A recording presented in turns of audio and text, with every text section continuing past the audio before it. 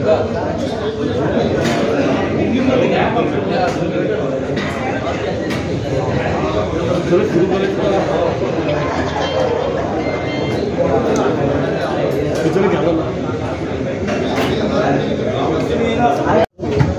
एक आनंदाची गोष्ट वाटते का इथे आज थोडे सर्व चॅनलवाले इथे हजर आहेत आणि ते पण अर्ध्या एक तासाच्या शॉर्ट नोटीस मध्ये सर्व इथे उपस्थित आहेत, त्याबद्दल मी हार्दिक तुमचं अभिनंदन करतो। सर्वप्रथम हे एक जे काल म्हणजे राष्ट्रवादी काँग्रेसतर्फे भिवंडी लोकसभेसाठी बाल्या मामा म्हात्रे यांचं नाव घोषित केलं, हे गोष्टीचा आम्ही निषेध करतो। कारण कोणत्याही प्रकारे आमच्या वरिष्ठांनी त्याला मान्यता न देता हे नाव घोषित केलेलं आहे, त्याला आमच्या भिवंडीचे सर्व लोक त्याला कडाडून विरोध करतात। कारण ही जी भिवंडी लोकसभा आहे ही पारंपरिक काँग्रेस पक्षाची आहे, वर्षानुवर्ष इथे काँग्रेस पक्षात लढत आलेला आहे आणि जिंकतही आलेला आहे। परंतु आता भाजप गेल्या 2 वेळा 2014 आणि 19ला ते इथे जिंकलेले असताना 2024ला खूप चांगलं वातावरण आहे। सर्व भिवंडी लोकसभेची जनता ही कपिल पाटीलच्या विरोधात आहे आणि 100% काँग्रेसचा उमेदवार निवडून येणार। त्या दृष्टीने आम्हाला आमच्या काँग्रेसच्या सर्व वरिष्ठांनी सांगितलं होतं की ही भिवंडी लोकसभा ही काँग्रेसच लढवणार आणि काँग्रेसचाच उमेदवार असणार।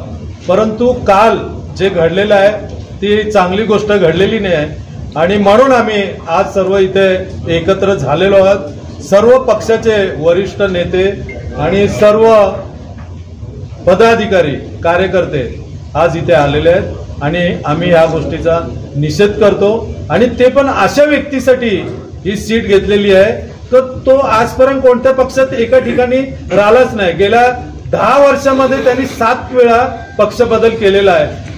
त्याच्यामध्ये आमचे आदरणीय शरद पवार साहेबांनी कोणती गोष्ट बघितली आणि त्याच्याकरता ही सीट खेचून घेतली काँग्रेसची, हेच आम्हाला कळत नाही।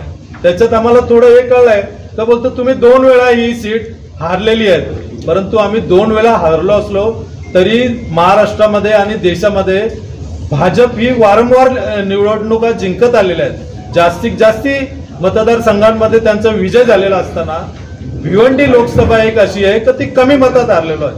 कारण आपण ठाणा आणि कल्याणचा विचार केला तर तिथे राष्ट्रवादी काँग्रेस ही निवडणूक लढले होते मागचे 2019ची, तर तिथे 4 लाख 4.25 लाखांनी ते हारलेले असताना त्यांना कोणताही अधिकार होत नाही की ही भिवंडीमध्ये तुम्ही 2 वेळा हारले असं बोलण्याचा। तरी आम्ही सर्व आतापर्यंत आम्ही हार मानलेली नाही आणि आम्हाला पूर्ण विश्वास आहे का आमचा वरिष्ठ या भिवंडी लोकसभेतून फ्रेंडली लढतसाठी आम्हाला नक्कीच परवानगी देणार आणि जर फ्रेंडलीसाठी आम्हाला उमेदवारी दिली दोघातून कोणालाही किंवा इतरही कोणी काँग्रेसचा इच्छुक असेल जो काँग्रेसचा नेहमी काम करणार असेल अशा व्यक्तीला दिले तर आम्ही नक्कीच त्याच्यासाठी मेहनत करू आणि ही सीट निवडून आणू। काल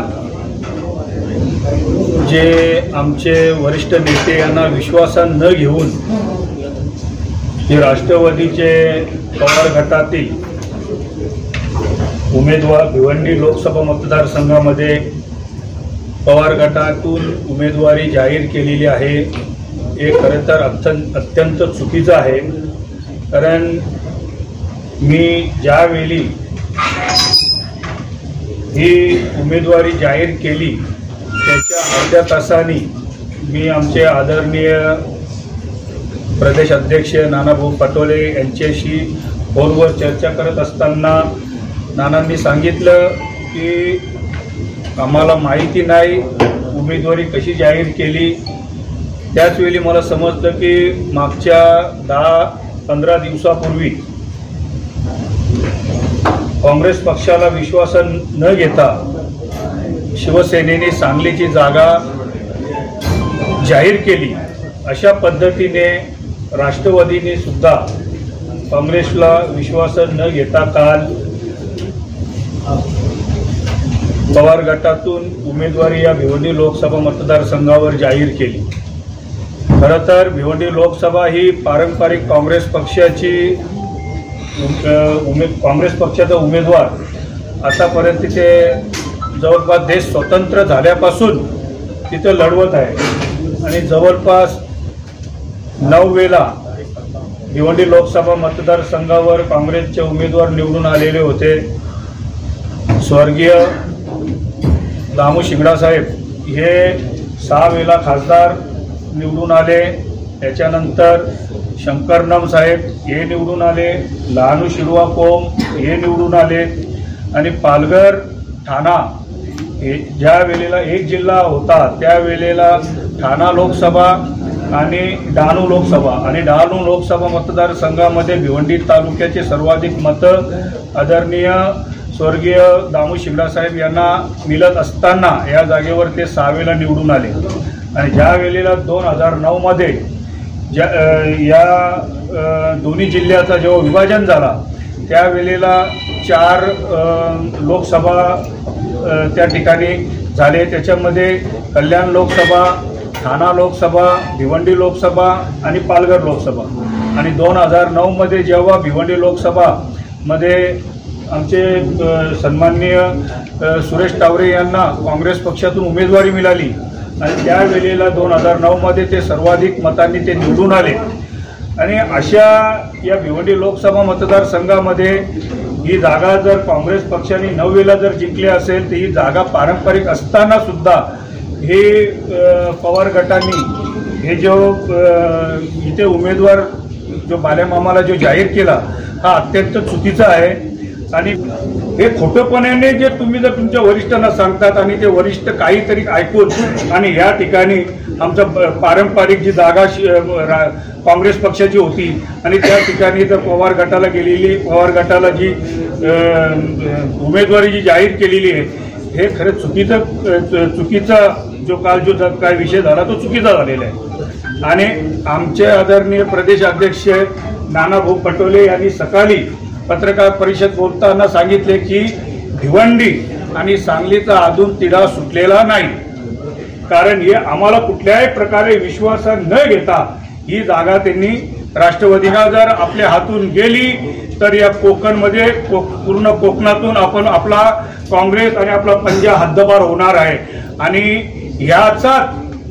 हेच काही आपल्या मित्र पक्षांना नाही पाहिजेत म्हणून त्यावेळी षडयंत्र रचलेलं आहे आणि या माध्यमातून या जागेवर ज्यांचा कुठल्याही प्रकारचा अस्तित्वच नाही अशा पक्षाला या ठिकाणी उमेदवारी दिलेली आहे।